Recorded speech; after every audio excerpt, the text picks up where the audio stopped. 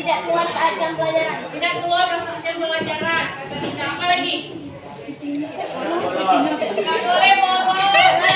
Ya, Apa lagi? kamu pernah bolos. Apa lagi? Nggak boleh.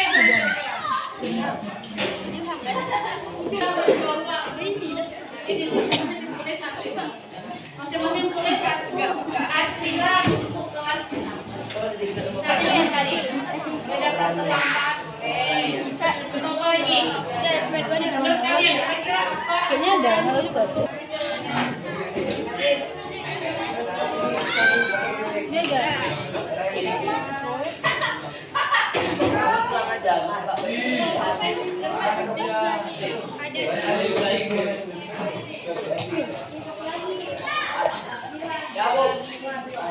Sini. Hah? Jadi. Kamu. Ditulis aturan kita untuk kelas. Misalnya, boleh tidak datang ke kelas. Jangan buang Ya, bahasa Indonesia. Setelah ditulis, kemudian pin on the wall. Naik pin. Udah pada iklan nih mana? Aturan di sekolah.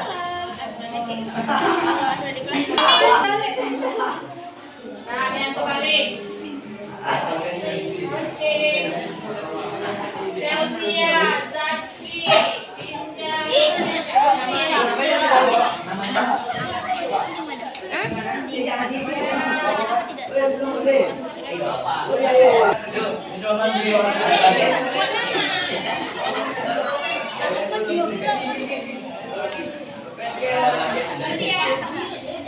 Kira ada cerita ya Kira? Awak. Ini kali sama S. Udah mencuri pulpen. Bilang penting. Boleh makan apa? Boleh makan siapa yang ada? Boleh makan apa? Jangan.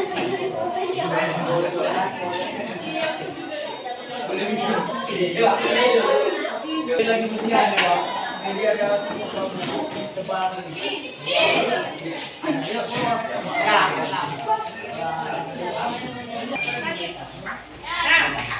Ini ada dari Lola.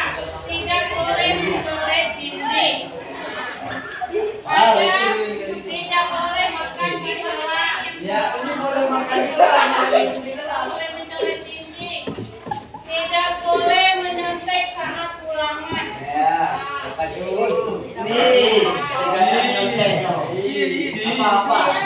Ini Gofir tidak membeli. Yang offset. Ini Jessica tidak membeli. Tidak boleh tidur saat pelajaran berlangsung. Siapa itu? Supaya apa? Kan tidak lagi hilang sampai. Nah, dari sini yuk kita sepakat yang mana kira-kira yang kita ambil. Tidak mau jadi golpen, ini boleh Bu. Ya Bu. Tidak mau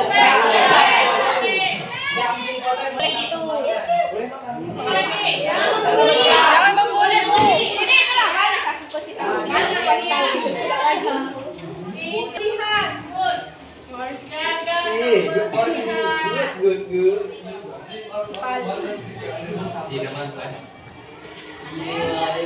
Boleh bolos.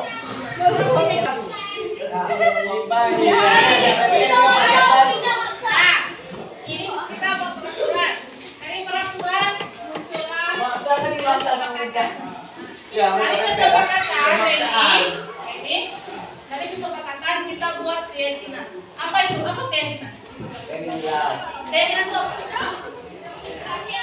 Sesuatu yang kita yakini yang harus kita lakukan tanpa ada paksaan dari orang lain.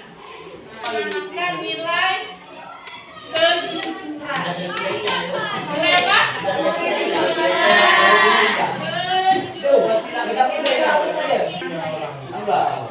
Jadi bagaimana cara kita menghilangkan ini? Nah, kita pakai kejujuran. Kalau nggak boleh ini gimana kita? Saling apa? Saling segalanya. Jadi ada berapa keyakinan kita? Ada 4. Yang pertama kejujuran. Kalau yang lagi dengar, yang pertama kejujuran, yang kedua saling menghargai, tidak ada lagi ejek menjawab. 4 disiplin. Ini nanti kita buat menjadi satu poster. Nanti isi aja. Jadi poster di atasnya apa? Keyakinan. Ini menjadi di dalam kelas.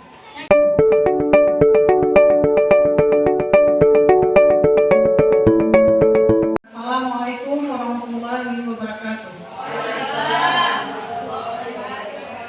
Alhamdulillah, segala puji bagi Allah yang senantiasa memberikan kita kesehatan pada hari ini sehingga kita bisa berkumpul di ruangan ini. Selanjutnya itu sholawat dan salam kita sanjungkan kehadiran Nabi Muhammad SAW yang telah berjuang membawa umatnya dari alam jahiliyah ke alam Islamiyah. Baiklah, pada hari ini kita berkumpul di sini untuk ikut mengikuti diseminasi budaya positif yang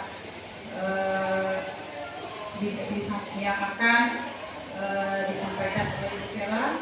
Jadi yang agenda yang pertama adalah kata-kata sambutan dari kepala sekolah sekaligus sebagai pembukaan acara diseminasi budaya positif. Kepada kepala sekolah kami persilakan.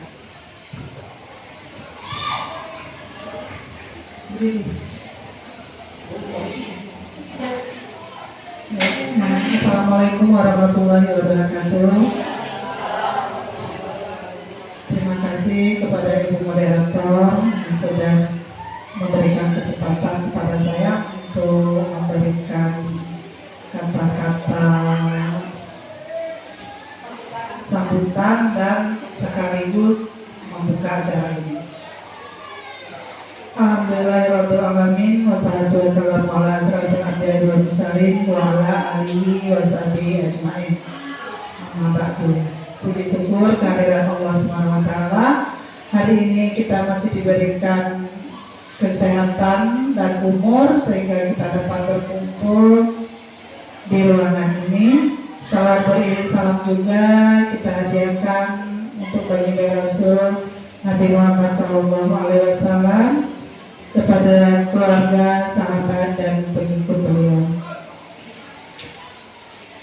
Yang kami hormati Ibu Vera Alfurisa sekaligus sebagai calon guru penggerak angkatan 9 ya.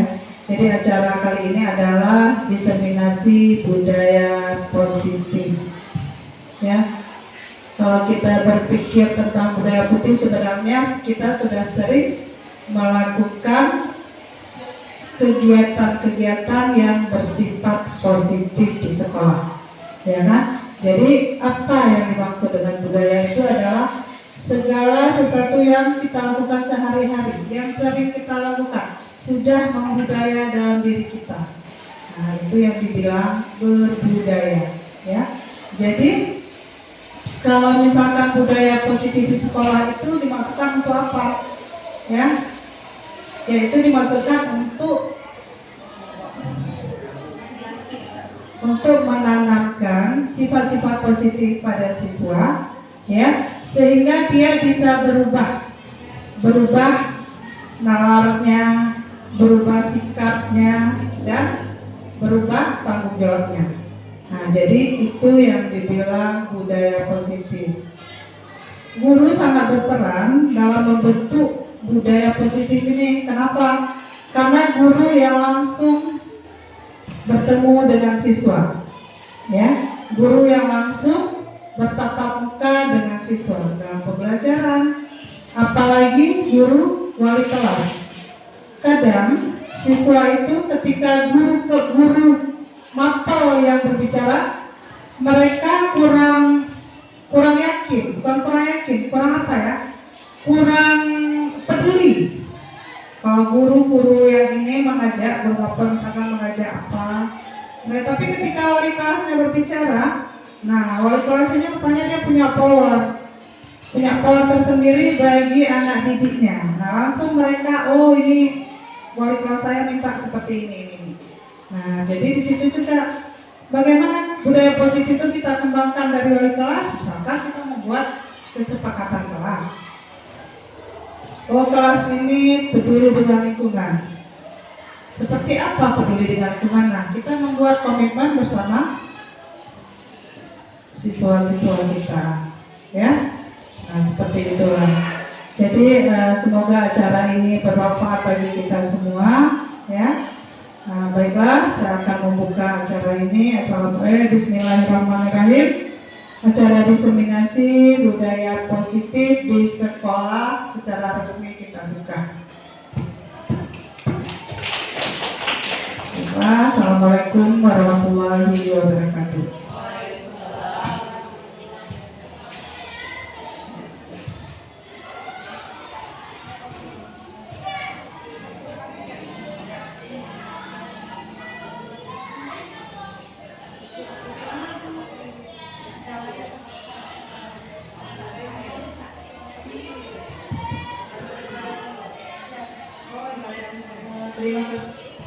Terima kasih kepada kepala sekolah yang sudah memberikan kata sambutan dan sudah membuka acara ini.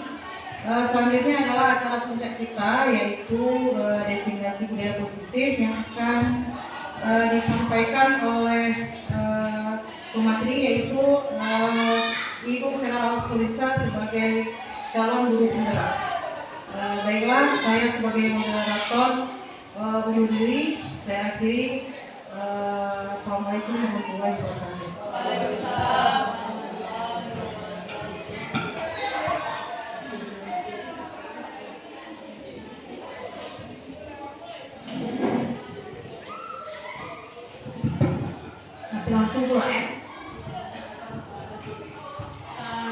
Assalamualaikum warahmatullahi wabarakatuh. Alhamdulillahirrahmanirrahim. Wassalatu wassalamu ala asyrofil anbiya'i wal mursalin wa ala alihi wa sahbihi ajma'in. Rabbi shrah li sadri wa yassir li amri wa hlul 'uqdatam min lisani yafqahu qawli. Untuk pertama sekali, marilah sama-sama kita mengucapkan puji dan syukur kehadirat Allah Subhanahu wa taala, yang mana pada hari ini kita telah diberikan kesempatan dan kesehatan sehingga kita bisa berhadir di sekolah yang kita cintai ini. Salawat beragaikan salam tak pernah lupa kita sanjungkan ke pangkuan Allah Nabi Muhammad Sallallahu Alaihi Wasallam yang telah membawa kita dari era jahiliyah kepada era Islam. Yang saya hormati Ibu Kepala Sekolah SMP Negeri 1 Kuala beserta Ibu Wakil Kepala Sekolah dan Bapak-bapak dan Ibu guru semuanya yang telah berkenan hadir pada acara hari ini. Yang pertama sekali saya ingin mengucapkan terima kasih kepada Ibu Kepala Sekolah sudah mengizinkan acara ini berlangsung, dan juga terima kasih kepada Bapak Ibu semua telah berhadir di sini. Ini merupakan support dukungan terbesar bagi saya yang sedang mengikuti pendidikan calon guru penggerak angkatan 9. Dan mohon maaf telah menyita waktunya sebentar. Hari ini saya akan melakukan ataupun melaksanakan designasi pengimbasan tentang budaya positif di sekolah. Pertama saya mohon maaf karena kita mati lampu, jadi slide-nya nggak bisa diakses. Tadi seperti yang Ibu Kepala Sekolah sampaikan, budaya itu yang sudah melekat pada diri kita. Budaya itu sendiri merupakan bahasa yang berasal dari bahasa Sanskerta, yang maknanya itu adalah budi atau akal. Budaya merupakan pola atau cara hidup yang terus berkembang oleh sekelompok orang dan diturunkan ke generasi-generasi berikutnya. Nah, sekarang kita berbicara budaya positif. Budaya positif di sekolah itu ialah nilai-nilai, keyakinan-keyakinan atau kebiasaan-kebiasaan kita di sekolah yang berpihak kepada murid agar mereka bisa berkembang menjadi pribadi yang kritis, penuh hormat dan bertanggung jawab. Nah, pada hari ini di dalam materi budaya positif ada 7 subtopik yang akan saya sampaikan. Yang pertama yaitu tentang perubahan paradigma, kemudian tentang disiplin positif, yang ketiga ada motivasi, hukuman dan penghargaan, kemudian kebutuhan dasar manusia, keyakinan kelas, 5 posisi kontrol restitusi, dan selanjutnya segitiga restitusi. Dari ketujuh topik ini mungkin sudah pernah kita dengar, ya kan? Yang pertama perubahan paradigma. Paradigma itu apa? Ada yang tahu? Paradigma itu adalah pola pikir kita. Dalam perubahan paradigma, di sini saya mengutip salah satu filosofi dari Bapak Ki Hajar Dewantara. Bapak Ki Hajar Dewantara itu adalah tokoh pendidikan, Bapak pendidikan di Indonesia. Ki Hajar Dewantara mengibaratkan, alhamdulillah,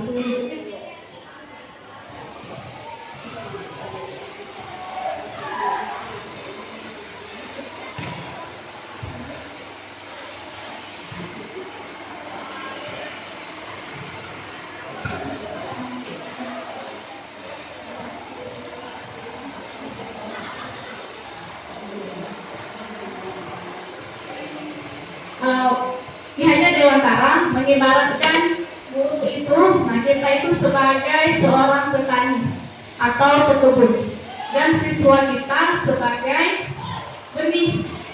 Nah, jadi di sini dikatakan seorang petani tidak bisa merubah padi menjadi jagung.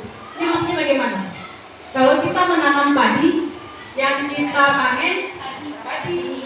Kalau kita menanam jagung, pasti yang dipanen adalah jagung.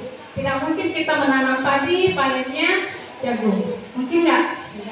Jadi apa yang harus kita lakukan? Apa yang harus kita lakukan? Yang harus kita lakukan adalah menumbuhkan padi itu dengan memperbaiki tanahnya, memberi padi itu pupuk, memelihara tanamannya, dan juga menghilangkan hama, sehingga padi itu bisa lebih cepat berkembang dan menghasilkan buah yang bagus. Begitu juga perlakuan kita kepada murid. Nah, ada juga satu lagi filosofinya. Tadi murid diibaratkan adalah benih. Walaupun benih itu rusak, benihnya tidak bagus, kualitasnya kualitas rendah. Kalau kita perlakukan dengan baik, bisa jadi nanti panennya akan baik, akan bagus, akan berkualitas. Tetapi ada juga benih yang berkualitas, nggak kita perlakukan dengan baik pun akan tumbuh, tapi tidak maksimal.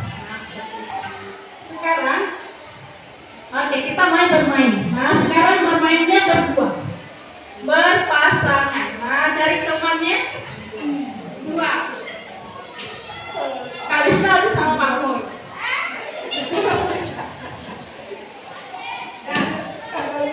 Boleh tak ya? Oh, boleh. Boleh lagi. Jadi dompet tinggal.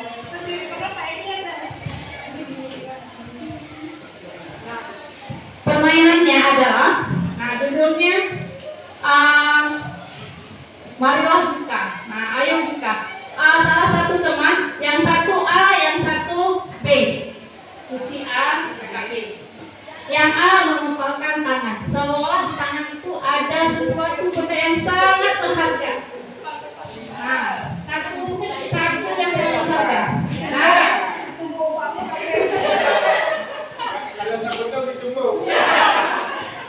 Tugas si B, nah apa tugasnya? Mencoba untuk membuka kepala tangannya si A. Boleh membujuk, boleh dirayu, boleh dihati, boleh diiming-imingkan uang, boleh diancam supaya si A ini berkenan membuka kepala tangannya dan berhasil kita mengambil barang berharganya. Nanti kita digelitik. Nah, boleh. Nah, sekarang kita coba. Ya.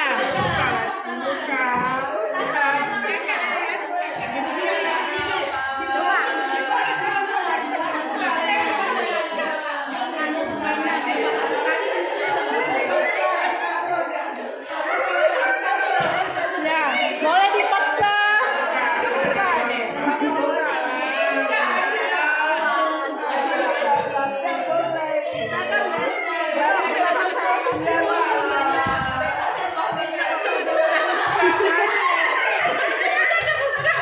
Bisa buka. Wah, berhasil buka.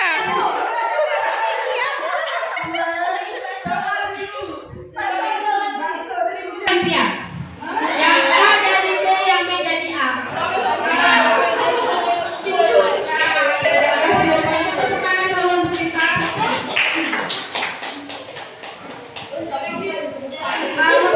Siapa yang berhasil membuka kepala tangan temannya? Apakah Anda membuka kepala tangannya? Tadi Bu Rana. Nah, hasil temannya membuka kepala tangannya Bu Rana. Karena digigit.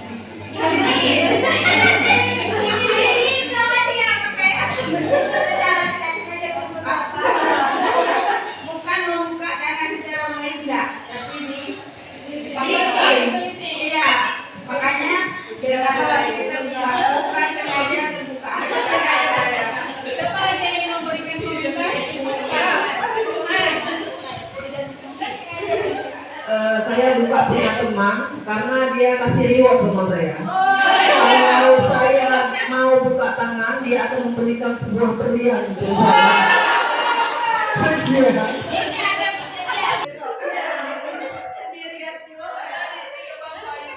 Saya disuruh buka tangan, tapi ada sesuatu hal yang diberikan untuk saya.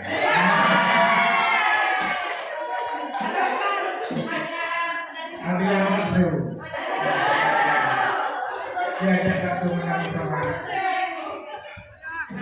Kita ke pertanyaan yang ketiga. Sesungguhnya siapa yang memegang kendali, yang memegang kontrol kita tadi dalam membuka atau menutup kepala tangan? Pikiran.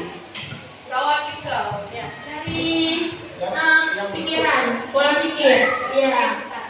Sehingga masuk ke hati. Jadi terbuka nggak? Mau nggak kita membuka tangan ini? Berhasil buka? Berhasil. Hari ini kita, di materi ini kita akan belajar tentang ilusi kontrol. Di sini Bapak Ibu Guru sekalian, di sini saya bukan untuk menggurui, tidak berniat untuk menggurui, tetapi ingin sharing tentang materi apa saja yang telah saya dapatkan. Di sini kita sama-sama sharing, bukan berniat menggurui atau mengajarkan. Benar. Di sini kita sendiri yang memegang kontrol atas kepala tangan kita. Apakah kita membuka atau menutup? Itu semua tergantung dari kita sendiri.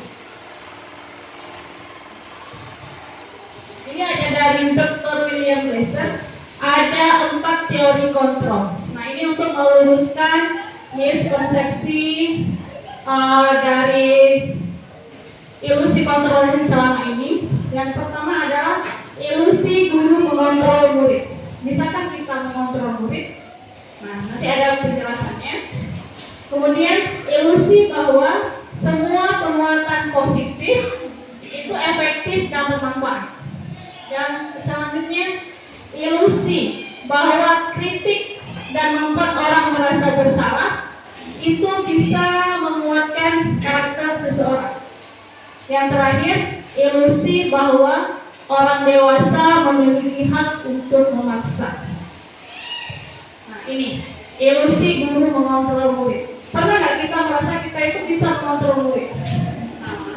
Bisa ya, saya juga seperti itu.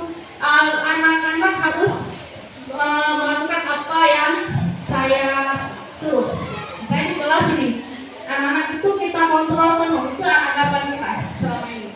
Nah, pada dasarnya kita itu tidak bisa memaksa murid untuk berbuat sesuatu jikalau murid itu tidak ingin melakukannya. Nah, tampaknya memang kita sedang mengontrol murid tersebut, tetapi pada dasarnya murid tersebut sedang mengizinkan dirinya itu untuk dikontrol. Nah, seperti itu. Di teori ini menyebutkan bahwa semua perilaku itu memiliki tujuan. Nah, nanti tujuan ini berhubungan dengan kebutuhan dasar kita manusia. Ada di materi yang selanjutnya. Ilusi bahwa semua perbuatan positif itu efektif dan bermanfaat. Nah, tadi yang menunjukkan perbuatan positif atau bimbingan adalah bentuk-bentuk kontrol. Kayak di sini, segala usaha untuk mempengaruhi murid agar mengulangi suatu perilaku tertentu adalah suatu usaha untuk mengontrol murid. Kita bujuk murid supaya mau melakukan apa yang kita inginkan. Di sini, suatu saat itu muridnya akan sadar, ya tidak ingin melakukannya lagi. Dan ada satu yang kelemahannya, murid akan tergantung kepada kita sebagai seorang guru. Yang ketiga adalah kritik dan membuat orang merasa bersalah itu dapat menguatkan karakter. Ketika kita membuat orang merasa bersalah, sesungguhnya itu menuju pada identitas gagal. Mereka kalau setelah kita membuat siswa yang merasa bersalah, mereka akan merasa buruk tentang diri mereka sendiri. Jadi kadang-kadang sulit bagi guru untuk mengidentifikasi bahwa mereka melakukan perilaku ini. Karena kalau kita membuat merasa bersalah, pasti merasa yang halus. Dan selanjutnya adalah orang dewasa memiliki hak untuk untuk memaksa. Ini mungkin juga kita sebagai orang tua di rumah. Kita merasa kita yang orang dewasa, kita memiliki hak penuh untuk memaksa anak. Apapun yang dilakukan dapat diterima selama ada sebuah kemajuan berdasarkan sebuah pengukuran kinerja. Nah, pada saat itu pula orang dewasa akan menyadari bahwa perilaku memaksa itu tidak efektif dalam jangka panjang.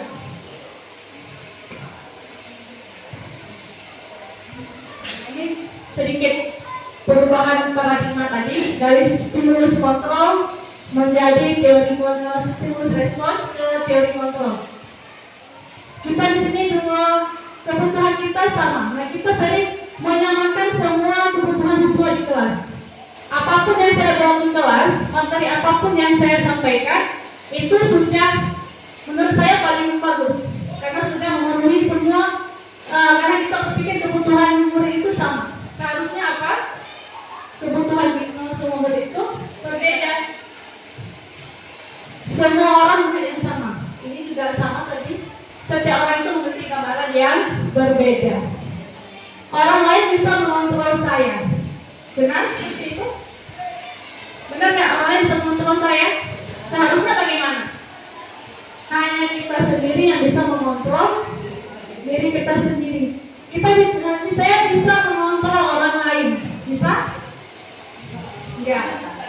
Hanya diri kita sendiri yang bisa mengontrol diri kita. Nah, di sini ada kutipan dari Dr. William Besser, katanya, kalau kita ingin membuat kemajuan, ubahlah sedikit sikap atau perilaku kita. Apabila kita ingin memperbaiki cara-cara utama kita, maka kita mengubah kerangka acuan. Kerangka yang tadi, perubahan paradigma tentang teori kontrol tadi, sudah bisa kita ubah perlahan-lahan untuk membuat kemajuan, untuk memperbaiki cara-cara kita. Kita bisa mengubah cara kita melihat dunia, cara kita melihat siswa kita, cara kita memperlakukan siswa-siswa kita. Ini ada sedikit tentang teori kontrol, kemudian disiplin. Ada pertanyaan, bagaimana cara membuat murid disiplin? Siapakah yang bisa mendisiplinkan murid? Apakah guru yang bisa mendisiplinkan murid, atau kepala sekolah, atau orang tua, atau murid itu sendiri? Mengapa? Nah, siapa yang ingin berpendapat? Kira-kira siapa yang bisa mendisiplinkan murid?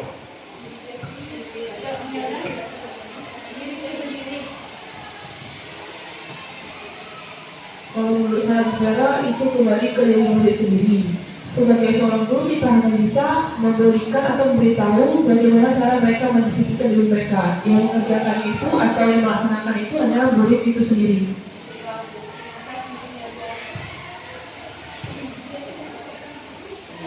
Makna kata disiplin. Nah, kebanyakan kita menghubungkan disiplin itu dengan peraturan, dengan tata tertib dan kepatuhan pada peraturan ya dan hukuman. Pokoknya semuanya harus teratur, harus sesuai dengan peraturan yang ditetapkan. Padahal itu berbeda, karena belajar tentang disiplin positif itu tidak harus melulu tentang hukuman. Hukuman itu nanti adalah alternatif terakhir yang nggak ada lagi cara lain. Baru alternatif yang paling terakhir yang bisa kita lakukan kalau perlu tidak digunakan sama sekali. Nah, di sini nanti hubungan materinya dengan restitusi. Nah, nanti ada di selanjutnya. Nah, disiplin yaitu adalah orang yang memiliki disiplin diri, mereka bisa bertanggung jawab apa yang dilakukannya karena berdasarkan dari motivasi intrinsik. Apa intrinsik? Yang dari dalam diri sendiri. Tadi seperti Bu Nada sampaikan, yang dari dalam siswa itu sendiri, bukan dari motivasi ekstrinsik yang dari luar. Dan nilai-nilai kebajikan. Nah, nilai-nilai kebajikan itu kalau kita kenal dengan P3, profil pelajar Pancasila. Ada berapa dimensi? Ada 6. Yang pertama yaitu beriman, bertakwa kepada Tuhan Yang Maha Esa, dan berakhlak mulia. Yang kedua, berkebinekaan global, bergotong royong, kreatif, itu adalah nilai kebajikan yang kita harapkan ada pada murid kita ke depannya. Nah, kesimpulannya apa? Sebagai pendidik, tujuan kita adalah menciptakan anak-anak yang memiliki disiplin diri, sehingga mereka bisa berperilaku dengan mengacu pada nilai-nilai kebajikan yang tadi dan memiliki motivasi intrinsik, bukan ekstrinsik. Nah, di sini kita tes warna. Nah, ini ice breaking sebentar. Tugas Anda hanya menyebutkan warnanya saja. Yang disuruh adalah sebutkan warna. Merah, coklat, hijau, putih, biru, kuning. Warna ya, yang disuruh sebutkan. Putih, hijau.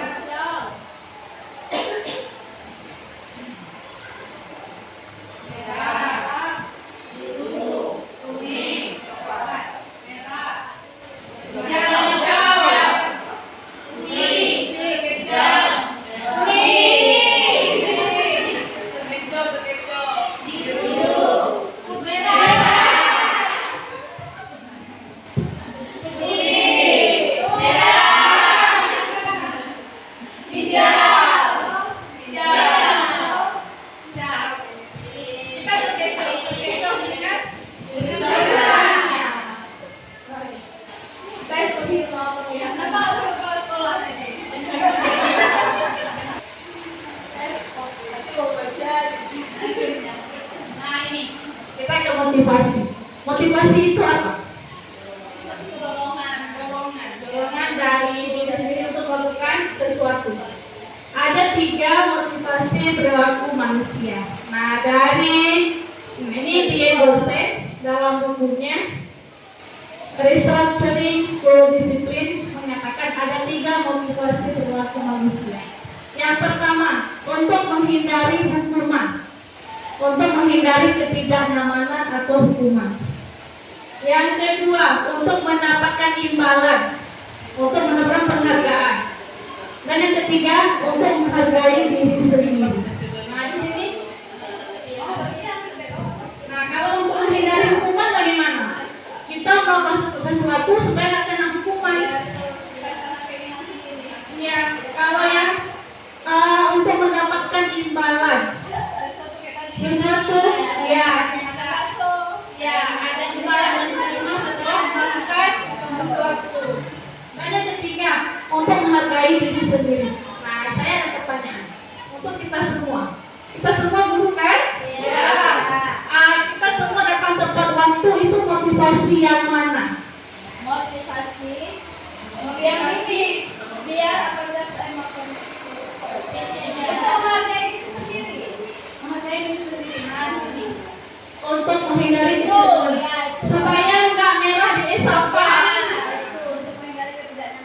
Untuk menghindari hukuman. Nah, ini contohnya bagaimana? Inilah tingkat terendah. Tingkat terendah, mungkin saya sendiri seperti itu. Saya datang ke sekolah tepat waktu supaya nanti di esapanya nggak merah. Nah, itu motivasi terendah bagi saya. Di sini orang yang melakukan tindakan tersebut untuk menghindari ketidaknyamanan, menghindari hukuman. Mungkin di siswa kita membuat PR supaya nggak kena hukuman. Nah, kalian tanya kenapa dibuat PR? Nah, nanti kalau nggak buat PR tuh kena hukuman. Nanti nggak ada disuruh disuruh 2 kali dibuat tugasnya. Itu masih motivasi anak kita untuk menghindari ketidaknyamanan, menghindari hukuman. Nah, di sini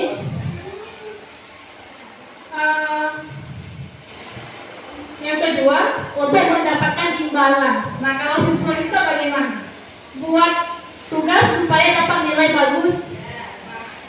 Jadi motivasinya itu nilai yang bagus, supaya dipuji sama gurunya, dipuji dari anak yang baik, yang selalu mengerjakan tugas. Ini satu tingkat di atas motivasi yang tadi. kalau guru biar nggak dapat TC. Ya, biar kalau guru kan nggak bisa TC. Jangan malah TC gitu. Itu yang posisi yang nomor 1. Ya, ini biar dipuji TC selalu datang cepat. Jangan dipuji. Kawan marah aja. Kawan marah aja. Sekarang apa? Nah, di sini orang yang dengan motivasi akan bertanya, apa yang akan saya dapatkan kalau saya melakukan ini? Mereka berkesertifikatkan untuk mendapatkan pujian dari orang lain. Dan juga untuk mendapatkan hadiah, pengakuan. Nah, pengakuan kalau kita siswa mendapatkan pengakuannya dipuji, bagus, anak ibu pintar. Mereka masih membutuhkan pujian. Itu juga ada di kebutuhan dasar manusia nanti di sini. Dan yang ketiga, untuk menjadi diri mereka yang mereka inginkan, menghargai diri sendiri. Ini yang intrinsik, yang dari dalam. Jarang ada. Jarang ada. Jangan kan siswa belajar jarang. Iya. Guru kita yang sebagai orang dewasa itu jarang di posisi ini. Dan bagaimana caranya kita supaya bisa berada di posisi motivasi yang tinggi, yang paling tinggi. Orang yang motivasi ini akan bertanya, akan menjadi orang yang seperti apa apabila saya melakukannya. Jadi bukan lagi akan mendapat hukuman apa kalau saya tidak melakukan itu, pun akan mendapat penghargaan apa. Ini untuk diri sendiri. Mereka melakukan sesuatu karena nilai-nilai yang mereka yakini dan hargai. Ini motivasi yang akan membuat seseorang memiliki disiplin positif. Karena itu dari internal, bukan dari eksternal. Nah, penghargaan, reward. Maka kita penghargaan. Pernah kita mendengar penghargaan. Dihukum oleh penghargaan. Kita sering mengenal penghargaan, dipuji ataupun diberikan reward, tapi ini ada kata-kata kita dihukum oleh penghargaan.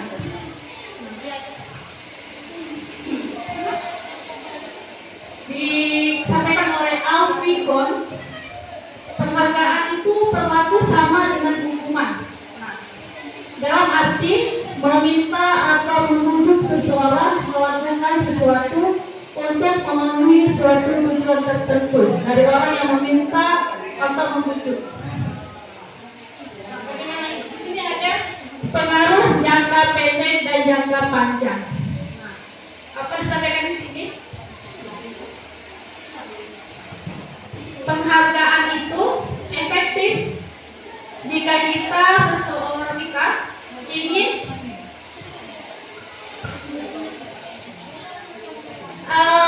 penghargaan itu efektif jika kita menginginkan seseorang itu melakukan sesuatu dalam jangka pendek.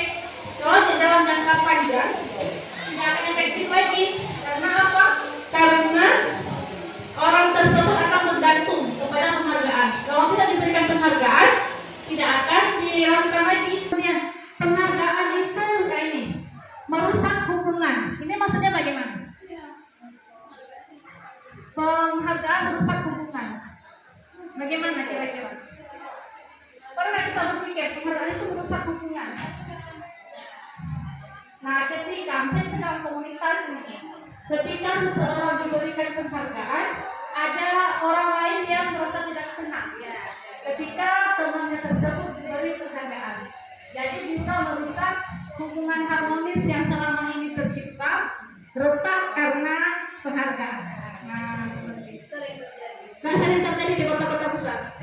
Jadi eksternal, makanya tidak efektif. Kalau saya melakukan ini, saya dapat ini. Kalau saya nggak lakukan, tapi saya nggak dapat. Jadi dalam jangka pendek yang bagus penghargaan, tapi dalam jangka panjang tidak sama.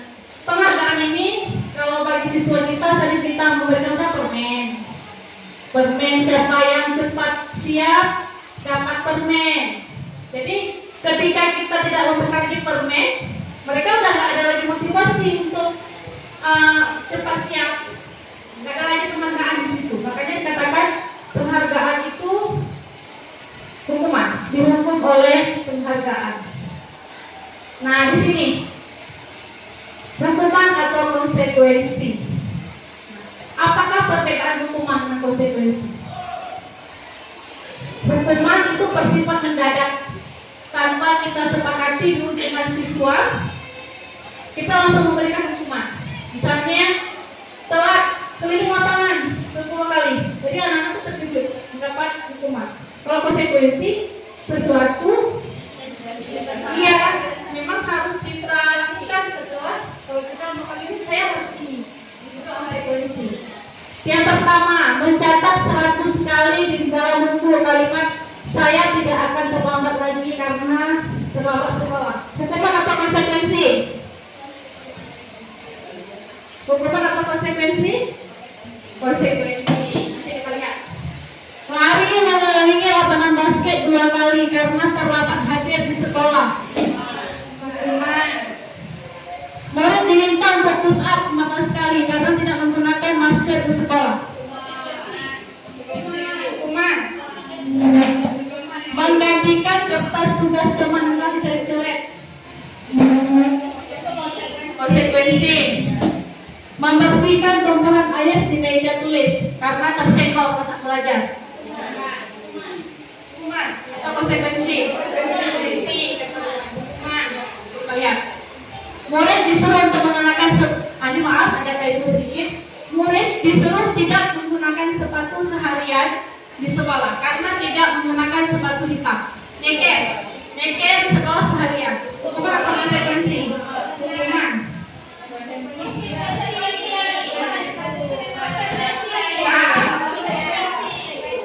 Lari mengelilingi lapangan basket 2 kali karena terlambat 10 menit pelajaran KJOK. Karena itu dengan pelajaran PJOK terkait konsep. Ya, karena ini terlambat 10 menit adalah KJOK.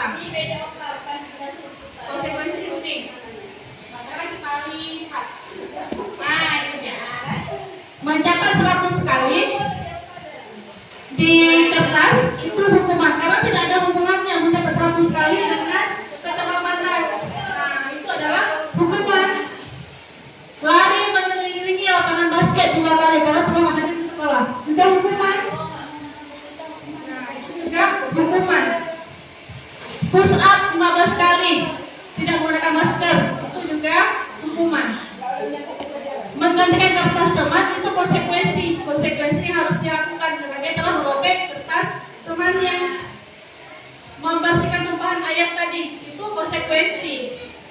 Nah, nyeker itu ternyata termasuk hukuman bukan konsekuensi. Nah, yang ini kenapa konsekuensi?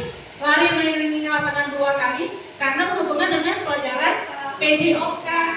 Jadi di situ adalah kalau PS baru nggak nyambung, baru itu hukuman.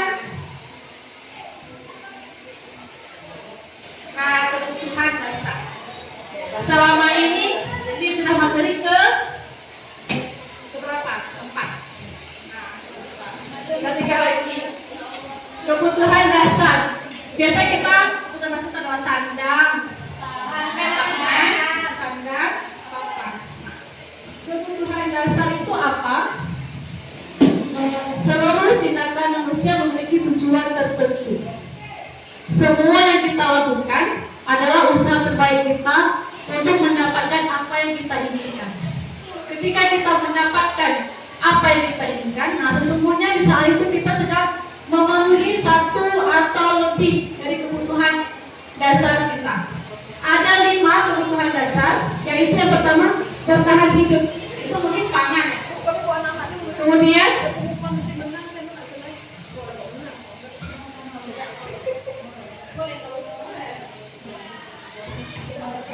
kebebasan. Ada bertahan hidup, kemudian kebebasan, rasa kasih sayang itu. Rasa kasih sayang dan diterima. Itu kebutuhan yang kedua. Kemudian kesenangan, penguasaan, kebebasan. Untuk lebih jelasnya, kita nonton video. Ada video tentang kebutuhan dasar manusia. Yang audio visual apa?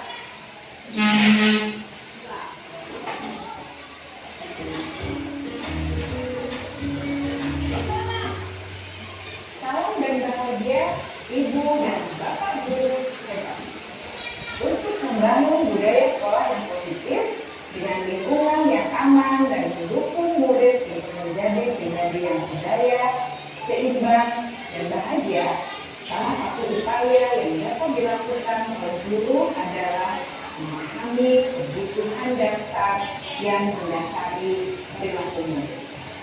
Pada video kali ini, kita akan membahas tentang 5 kebutuhan dasar manusia.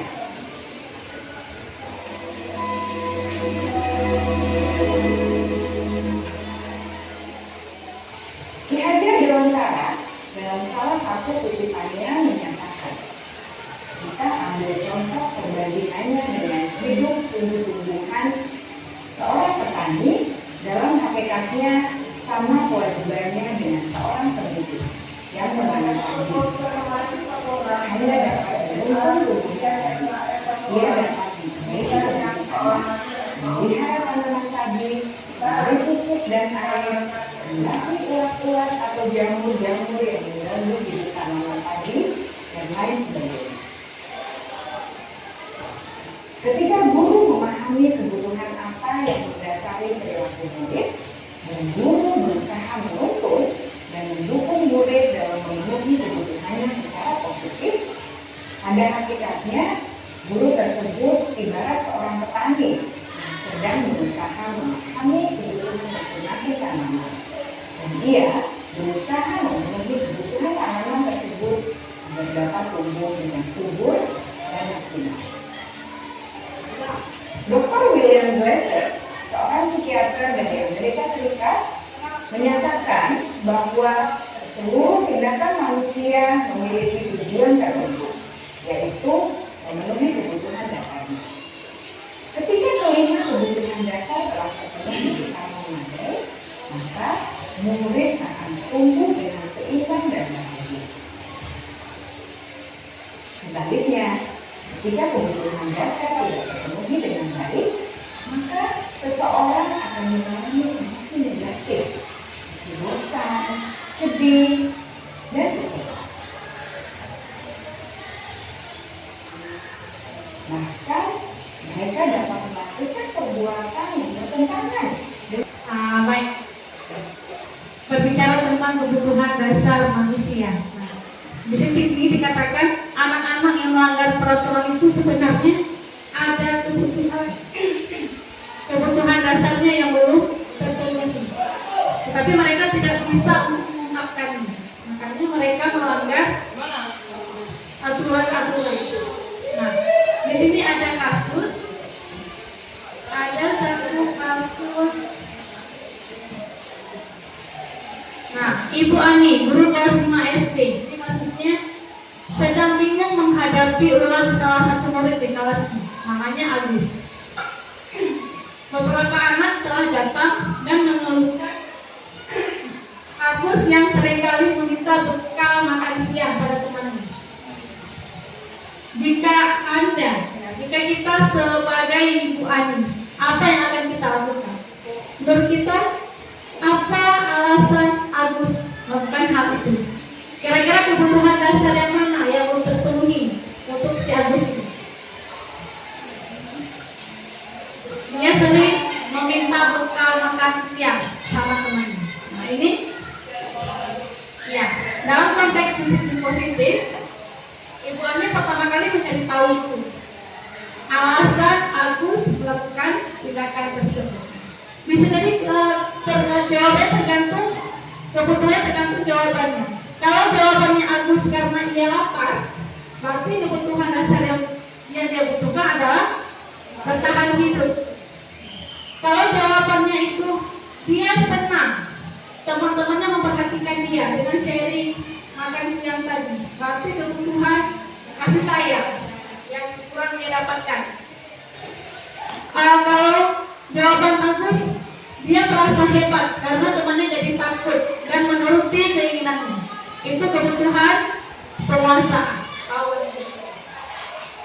Apabila jawaban Agus karena dia merasa bosan dengan bekal yang itu saja sudah dibawakan, itu adalah kebutuhan kebebasan.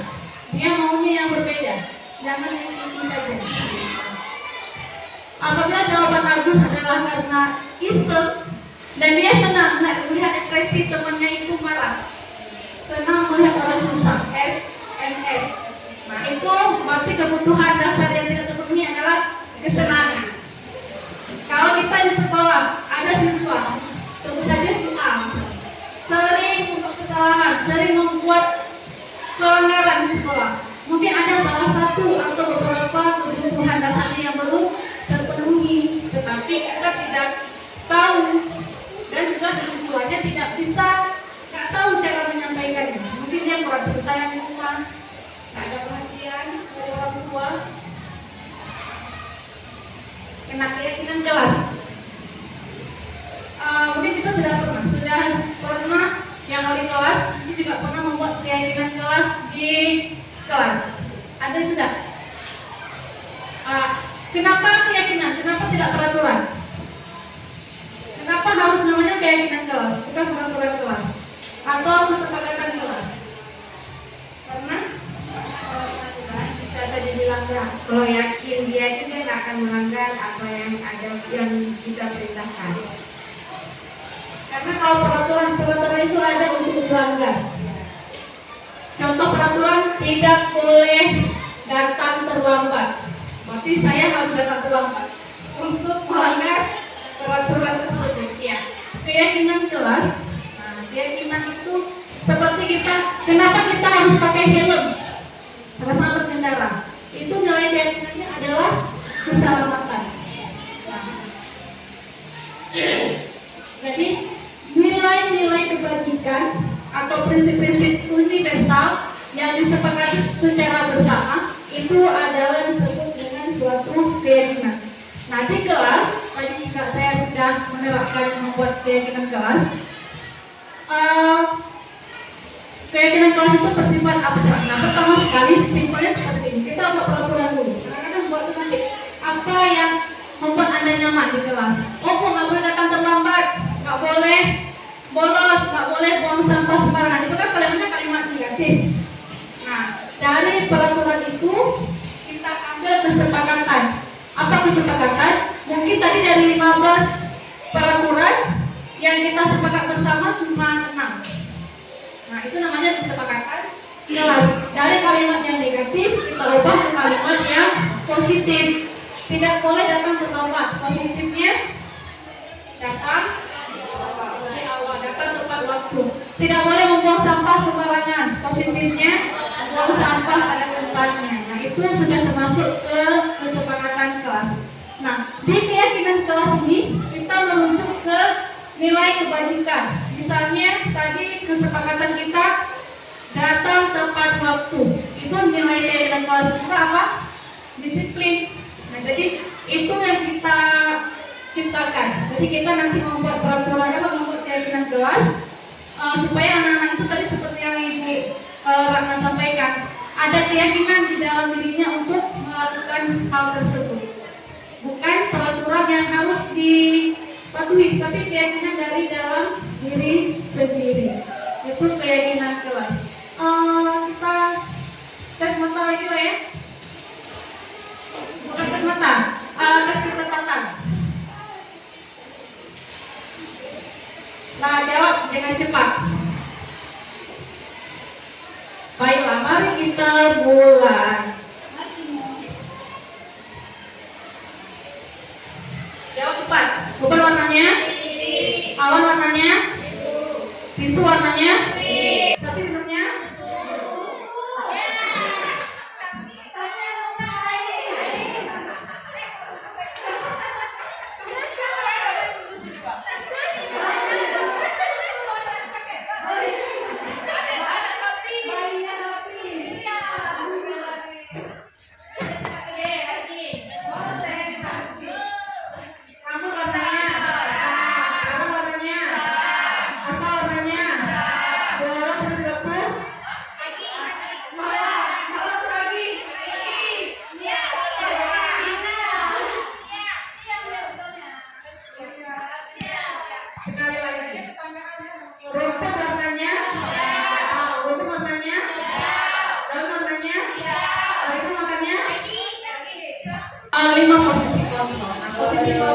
Posisi kontrol. Nah, nanti kita berada di posisi mana? Ada sebagai penghukum, sebagai pembuat merasa bersalah, sebagai teman, pemantau, atau siapa yang sering membuat orang merasa bersalah? Ini ada kasus Naren dia terlambat. Ya, dalam konteks disiplin positif, Ibu Ani pertama kali mencari tahu itu alasan Agus melakukan tindakan tersebut. Bisa jadi jawabannya tergantung, kebetulan tergantung jawabannya. Kalau jawabannya Agus karena ia lapar, berarti kebutuhan dasar yang dia butuhkan adalah bertahan hidup. Kalau jawabannya itu dia senang, teman-temannya memperhatikan dia dengan sharing makan siang tadi, berarti kebutuhan kasih sayang yang kurang dia dapatkan. Kalau jawaban Agus, dia merasa hebat karena temannya jadi takut dan menuruti keinginannya, itu kebutuhan penguasaan. Apabila jawaban Agus karena dia merasa bosan dengan bekal yang itu saja sudah dibawakan, itu adalah kebutuhan kebebasan. Dia maunya yang berbeda, jangan yang itu saja. Apabila jawaban Agus adalah karena iseng dan dia senang melihat ekspresi temannya itu marah, senang melihat orang susah, SMS. Nah, itu berarti kebutuhan dasar yang tidak terpenuhi adalah kesenangan. Kalau kita di sekolah ada siswa, sebut saja si A, sering membuat kesalahan, sering membuat pelanggaran di sekolah. Mungkin ada salah satu atau beberapa kebutuhan dasarnya yang belum terpenuhi, tetapi kita tidak tahu dan juga siswanya tidak tahu cara menyampaikannya. Mungkin dia kurang kasih sayang di rumah, tidak ada perhatian dari orang tua, kena keyakinan kelas. Mungkin kita sudah pernah yang wali kelas ini juga pernah membuat keyakinan kelas di kelas. Ada sudah? Kenapa keyakinan? Kenapa tidak peraturan? Kenapa harus namanya keyakinan kelas, bukan peraturan kelas atau kesepakatan kelas? Karena bisa saja dilanggar. Kalau yakin dia juga nggak akan melanggar apa yang ada yang kita perintahkan. Karena kalau peraturan itu ada untuk dilanggar. Contoh peraturan tidak boleh datang terlambat. Berarti saya harus datang terlambat untuk melanggar peraturan tersebut. Ya. Keyakinan kelas. Nah, keyakinan itu seperti kenapa kita harus pakai helm pada saat berkendara? Itu nilai keyakinannya adalah keselamatan. Nah, jadi nilai-nilai kebajikan atau prinsip-prinsip universal yang disepakati secara bersama itu adalah disebut dengan suatu keyakinan. Nah, di kelas tadi juga saya sudah menerapkan membuat keyakinan kelas. Keyakinan kelas itu bersifat abstrak. Nah, pertama sekali simpelnya seperti ini. Kita buat peraturan dulu. Kadang-kadang buat nanti apa yang membuat Anda nyaman di kelas. Oh, nggak boleh datang terlambat, nggak boleh bolos, nggak boleh buang sampah sembarangan. Itu kan kalimat negatif. Nah, dari peraturan itu kita ambil kesepakatan. Apa kesepakatan? Mungkin tadi dari 15 peraturan yang kita sepakat bersama cuma 6. Nah, itu namanya kesepakatan kelas. Dari kalimat yang negatif kita ubah ke kalimat yang positif. Tidak boleh datang terlambat. Positifnya datang di awal, datang tepat waktu. Tidak boleh membuang sampah sembarangan. Positifnya buang sampah pada tempatnya. Nah, itu sudah termasuk ke kesepakatan kelas. Nah, di keyakinan kelas ini kita merujuk ke nilai kebajikan. Misalnya tadi kesepakatan kita datang tepat waktu. Itu nilai keyakinan kelas kita apa? Disiplin. Nah, jadi itu yang kita ciptakan. Jadi kita nanti membuat peraturan atau membuat keyakinan kelas supaya anak-anak itu tadi seperti yang Ibu Ratna sampaikan, ada keyakinan di dalam dirinya untuk melakukan hal tersebut. Bukan peraturan yang harus dipatuhi, tapi keyakinan dari dalam diri sendiri. Itu keyakinan kelas. Kita tes mata lagi lah ya. Bukan tes mata, tes ketepatan. Nah, jawab dengan cepat. Baiklah, mari kita mulai. Jawab cepat. Bukan warnanya? Awan warnanya? Tisu warnanya? Sapi minumnya?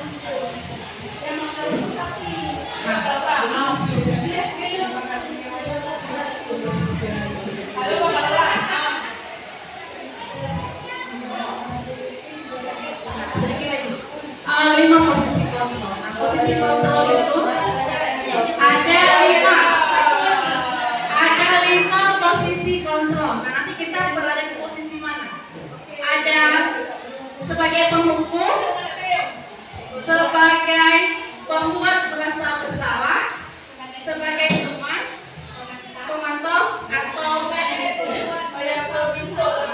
siapa yang sering membuat orang merasa bersalah? Ini ada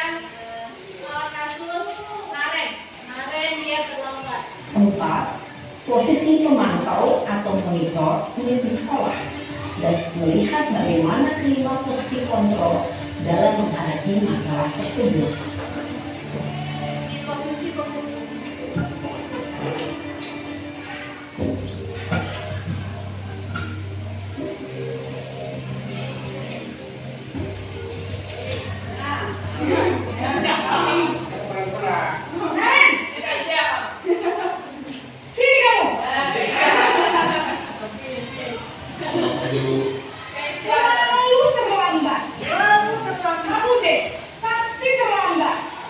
Maaf Bu, saya Apa coba? Alasan kamu apa lagi? Yang mau gagal. Kamu tidak terlambat? Mau gagal. Malas sekali ya kamu jadi anak. saya Dasar pemalas. Gak kapok-kapok sih kamu. Sudah berapa kali terlambat?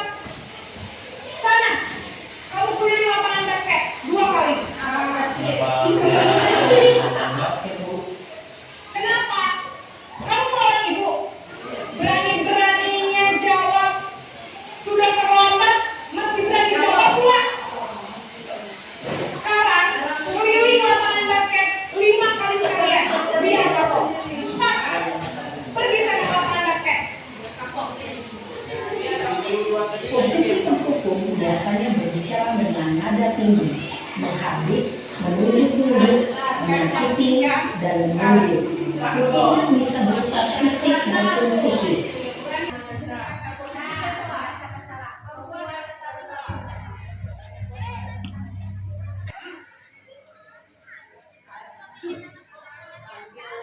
Selamat pagi Bu.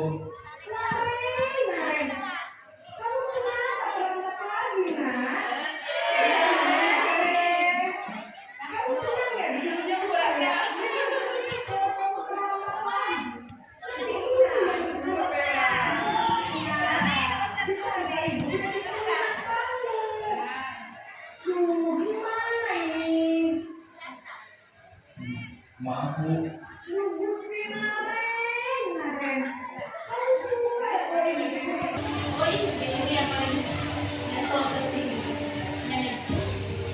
Kakak dari Ibu dan Naren ya? Ada lagi yang mungkin perlu dilakukan Naren? Agar tidak terlambat bangun lagi. tidak ada Bu.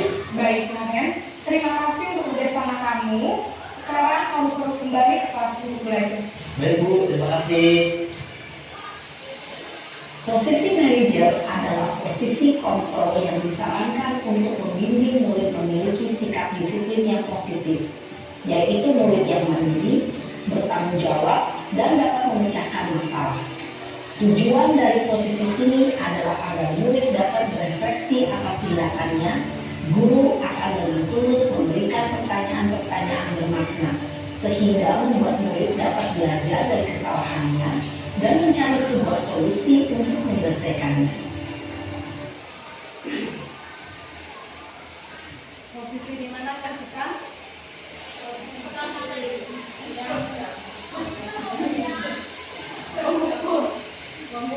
sering melakukan pemukul, membuat rasa bersalah. Di dalam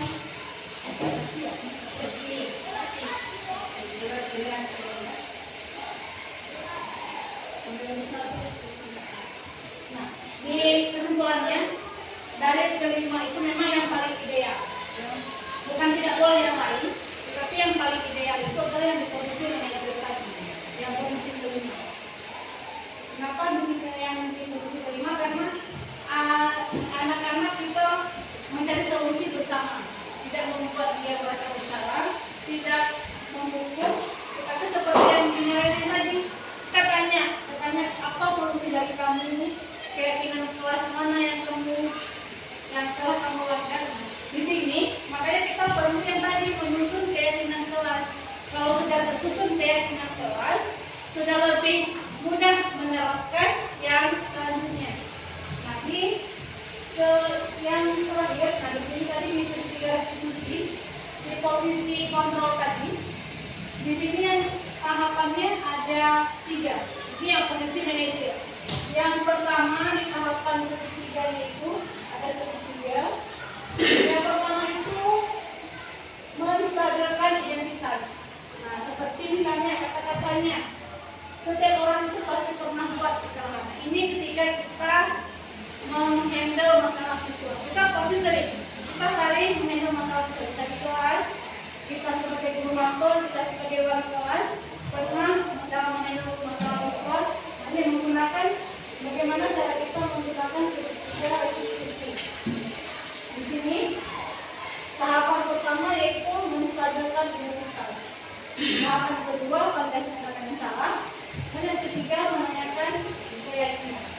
Yang pertama, menstabilkan identitas, itu kita menstabilkan dulu identitas si anak. Dengan kalimat ini bisa semua orang itu pasti buat salah. Yang tidak pernah buat salah. Kemudian menanyakan, kemudian validasi gerakan yang salah. Kita tanya alasan kamu buat ini kenapa? Kamu pasti punya alasan kan kenapa berbuat seperti ini. Kemudian yang ketiga yaitu menanyakan keyakinan kelas mana yang telah kamu langgar, keyakinan kelas mana yang tidak kamu lakukan. Jadi semuanya berkesinambungan dari disiplin positif, motivasi, keyakinan kelas. Nanti kita akan mencoba untuk keyakinan kelas di semua kelas. Jadi kesimpulannya apa? Proses kolaboratif yang mengadakan murid untuk mencari solusi untuk masalah. Mereka menawarkan solusi mereka sendiri. Apa yang akan mereka lakukan untuk supaya tidak melakukan kesalahan yang sama lagi. Dan kita sebagai guru membantu murid berpikir tentang orang seperti apa yang mereka inginkan dan bagaimana mereka harus memperlakukan orang lain. Thank you. Ini saja Bapak Ibu materi hari ini, masa yang sangat panjang. Semoga kita semua bisa menerapkan budaya positif di sekolah untuk anak-anak kita supaya karakternya lebih terarah. Seperti biasanya setelah kita melakukan kegiatan, saya mau ada sedikit refleksi dari kegiatan ini. Mungkin ada yang ingin memberikan refleksi? Assalamualaikum warahmatullahi wabarakatuh. Terima kasih untuk kesempatannya Bu Vera. Tahu sekali hasil diseminasi bahan Bu Vera hari ini yaitu tentang budaya positif. Otomatis seperti itu kita tidak harus melulu atau mungkin ada konsekuensi dari setiap kesalahan yang dilakukan oleh anak-anak didik kita. Dari sini seharusnya kita belajar lebih memahami dan membaca bagaimana kebutuhan dari anak didik kita ini. Karena kan masanya itu berbeda. Kalau kita pada masa kita sekolah dulu, kami ingin tahu masa kita, karena mereka ini ada di masa sendiri dengan segala perubahan globalisasi, dengan segala budaya masuk, dengan segala perkembangan media sosial. Seharusnya kita sebagai guru tidak menempatkan diri sebagai orang dewasa yang lebih benar.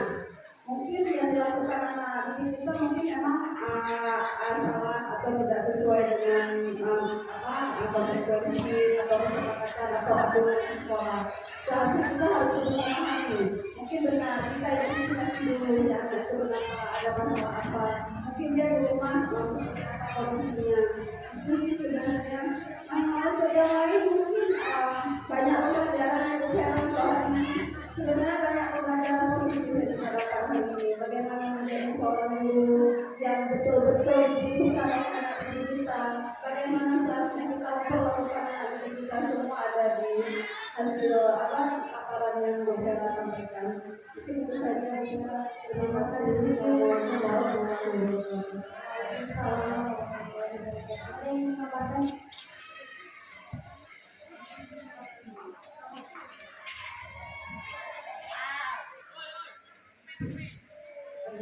Assalamualaikum warahmatullahi wabarakatuh.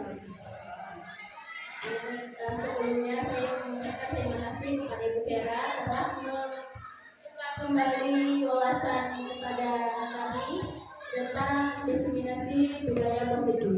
Seperti yang disampaikan Bu tadi dan disampaikan, mungkin pada penerapannya kita sejauh ini banyak menerapkan seperti yang sudah disampaikan oleh Bu Vera. Tetapi kami tidak mengetahui bahwasannya itu dengan itu apa metodenya, apa teorinya. Jadi selama ini kami menerapkan itu secara praktik saja. Kemudian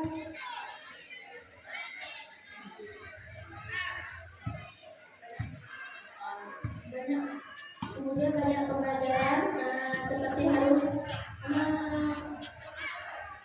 mencari kembali atau teman-teman anak-anak yang ada di rumahnya, karena setelah kita melakukan praktik di sekolah ini banyak permasalahan yang kita dapatkan, sehingga mungkin metode-metode yang lain itu kurang bisa kita terapkan, karena kalau diterapkan terus-terus yang seperti tadi memposisikan diri sebagai teman, maka kita terus-terus kurang baik bagi diri kita ini. Demikian saja, mungkin Assalamualaikum warahmatullahi wabarakatuh. Ya, benar untuk pengawasannya. Kita sudah pernah mendapatkan yang ini tadi, seperti di segitiga restitusi. Kita sudah pernah menstabilkan identitas anak. Kita sudah melakukan validasi tindakan yang salah. Mungkin yang belum kita lakukan tadi menanyakan keyakinan apa yang kamu langgar. Nah, karena kita belum membuat keyakinan kelas. Nah, jadi semoga kita bisa menerapkan budaya positif di sekolah kita ini. Memang berat, tapi kita coba perlahan-lahan dan saling berkolaborasi. Karena itu adalah kunci utama untuk mencapai kesuksesan kita di sekolah adalah kolaborasi antar guru. Terima kasih atas waktu